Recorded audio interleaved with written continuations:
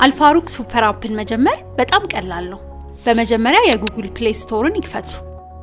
ከዚያም አልፋሩቅ ብለው ይፈልጉ። የአልፋሩቅ አፕ ሲታይ ኢንስቶል የሚለውን ቁልፍ ይጫኑ። አፑ በጥቂት ሰከንድ ውስጥ ወደ ስልኮ ይጫናል።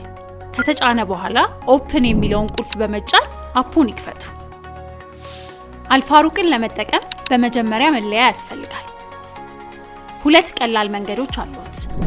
በመጀመሪያ ሳይን አፕ በማድረግ ሙሉ ስምዎን፣ ኢሜይልዎን እና የይለፍ ቃልዎን በማስገባት አዲስ መለያ መፍጠር ይችላሉ።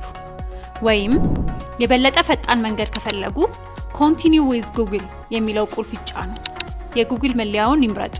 ከዛም በጥቂት ሰከንዶች ውስጥ ያለ ተጨማሪ መረጃ ማስገባት መመዝገብ ይችላሉ።